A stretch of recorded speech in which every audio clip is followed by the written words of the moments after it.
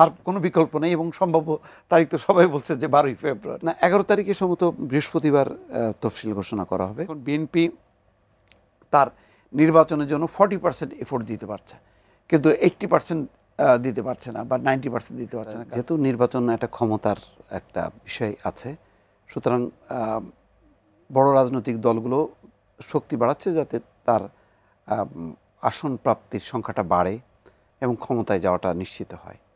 সেই জন্য প্রথমেই আমরা দেখলাম জামাতে ইসলামী একটা 8 দলীয় জোট, সেটা প্রথমে আন্দোলন, এখন তো বোঝা যাচ্ছে যে এটা নির্বাচনী জোটের দিকেই তারা টার্ন করছে। বিএনপি সমমনাদেরকে নিয়ে আসছে, কিন্তু এখনও বিএনপি কিন্তু জোটের ফর্মে এখনও আগায়নি।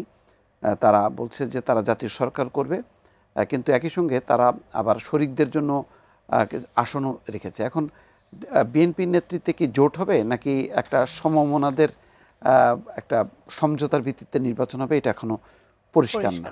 কিন্তু মানে জামাত যেটা করছে, বিএনপি সেই কাজটাই করছে, যে তাদের শক্তিটা বাড়াচ্ছে। আজকেই দেখলাম যে একটা রাজনৈতিক দল এলডিপি তার অস্তিত্ব বিলুপ্ত করে দিয়ে বিএনপির সঙ্গে তারা মার্চ করছে এবং সেই দলের প্রধান ধানের শীষ প্রতীক নিয়েই আসবে।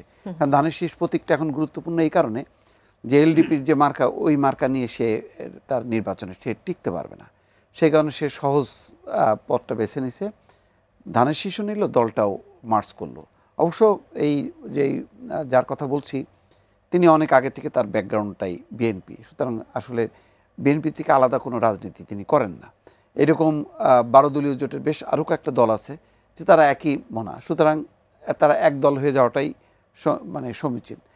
যেমন ভাইদের যেই দলটা, সেই দলের এনসিপির টার্নিং পয়েন্টগুলো বোঝা যাচ্ছিল না, কখন কোন দিকে ঘূর্ণির মতন, কখন কি বিএনপির দিকে যাচ্ছে, কখন জামাতের দিকে যাচ্ছে, বোঝাই যাচ্ছিল না।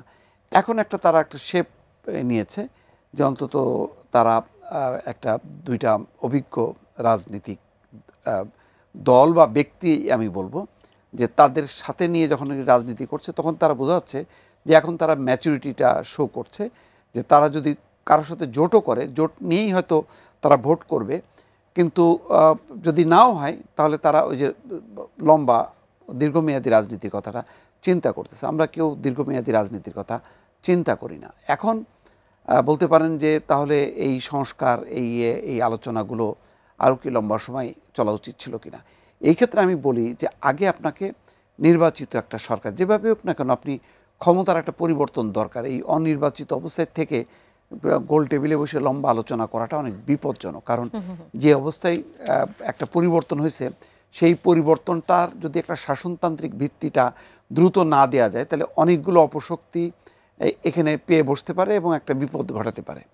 সুতরাং এই আলোচনাটা, যে এই সংস্কারের এই আলোচনাটা, এটা রাজনৈতিক দলগুলোর নেতৃত্বে যদি হয় তাহলে এটা আরও দ্রুত বেগে এটা মানে সম্পাদিত হবে। কারণ আলটিমেটলি তো আপনার নির্বাচনে যাইতে হবে, নির্বাচনে যাওয়ার মধ্য দিয়ে নির্বাচিত যেই সরকার হবে, সেই সরকার আভ্যন্তরীণভাবে পার্লামেন্টের ভেতরে এবং বাইরে সবার সাথে নিয়ে যদি আলোচনাটা চালাইতে পারে, যে এই আলোচনাটা আমরা 8 মাস ধরে দেখলাম, তাহলে একটা গুণগত পরিবর্তন হবে। নতুবা যেটা হবে, ওই আওয়ামী লীগের বদলে বিএনপি, বিএনপির বদলে আওয়ামী লীগ, ওই ক্ষমতার শুধু পালাবদল ঘটবে, কিন্তু জনগণের আকাঙ্ক্ষা আর পূরণ হবে না। অনেক হিসেব নিকেশ করে তাকে বিদেশে পাঠানো হবে কি হবে না, এছাড়াও অনেক প্রশ্ন আসছে। আপনি কি পুরো বিষয়টি নিয়ে একটু কথা বলবেন? না, দেখেন, এটা মানে বেগম খালেদা জিয়ার এটা নিয়ে বিএনপি জুয়া খেলছে বা কেউ মানে অন্য মতলব হাসিল করতেছে তার নির্বাচনী ফায়দা তোলা, এটা আমি মনে করি না। যাদের মানে ঘরে আসলে একটা বয়সী মানুষ যখন একটি শেষ সময় আসে, তখন অনেকগুলো কমপ্লেক্স যারা ফেস করে তারাই আসলে জানে যে এই পরিস্থিতিতে কোনো স্থির সিদ্ধান্ত আসা যায় না। আপনি এখন মনে করছেন যে ভালো, পর মুহূর্তে খারাপ, তার আবার ভালো, আবার খারাপ। এটা একটা শেষ সময়ের একটা এমন একটা ক্রুশিয়াল মোমেন্ট, এখানে রাজনীতি যুক্ত করা ঠিক না। আমি মানে অনেকের ব্যাখ্যা সোশ্যাল মিডিয়াতেও দেখলাম, কিন্তু এটা খুবই মানে দুর্ভাগ্যজনক। এটা আমার ধারণা যে বিএনপি করছে না। পরিস্থিতি দেখেন, এই যে আপনি বললেন না, আমি একটু আগে দেখলাম যে ব্রেকিং নিউজ হচ্ছে 10টায় মেডিকেল বোর্ড, এখন কয়টা বাজে, 10:15, 10টায় কিন্তু অলরেডি এখন, তার মানে এখন চলছে কিন্তু মেডিকেল বোর্ড বসছে। তাহলে বাতিল হলো দেখেন, এখন যদি আবার মেডিকেল বোর্ড সিদ্ধান্ত মনে দেয় করে যে তাকে যে জার্নি না করানো যাবে। এখন তাহলে কিন্তু আবার সিদ্ধান্ত আসবে যে কালকে ভোরবেলায় যাবে, এই ফ্লাইট আবার লন্ডন যাবে, তাই না? তা আপনি এখন বললেন যে এই কিছুক্ষণ আগে বললেন এই কী বলে এয়ার অ্যাম্বুলেন্স আসবে না, এখন বলতেছে না আসবে। এক এক সময় এক এক রকম, এর পেছনের কি রাজনৈতিক উদ্দেশ্য আছে?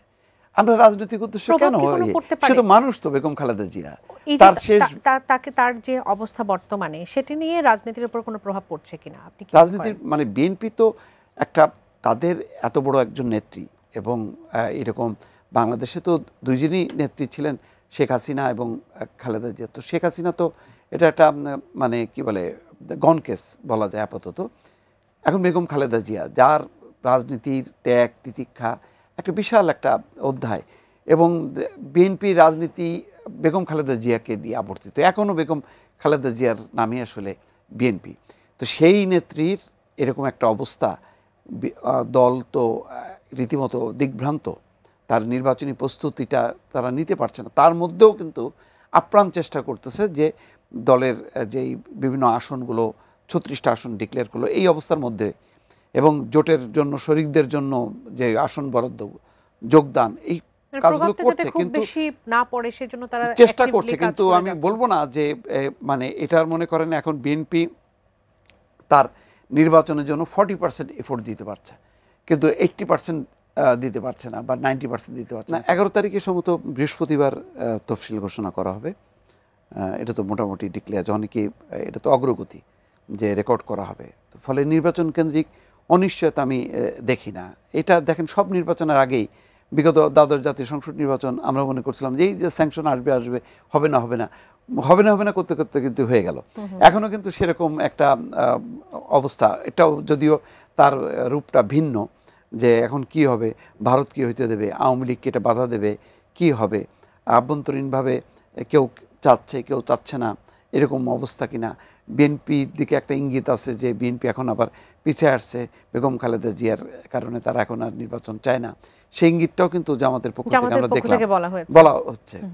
কিন্তু আমার ধারণা যে যখন কি জাতির উদ্দেশ্যে ভাষণে নির্বাচনী তফসিল ঘোষণা করবেন প্রধান নির্বাচন কমিশনার বৃহস্পতিবার, তখন আসলে সেই সংশয়ের মেঘ কেটে যাবে। আমরা নিশ্চিতভাবেই তো নির্বাচনের তারিখ পেতে যাচ্ছি। অবশ্যই সেই প্রশ্নটাই সবথেকে বড় প্রশ্ন। আর কোনো বিকল্প নেই, এবং সম্ভাব্য তারিখ তো সবাই বলছে যে 12ই ফেব্রুয়ারি।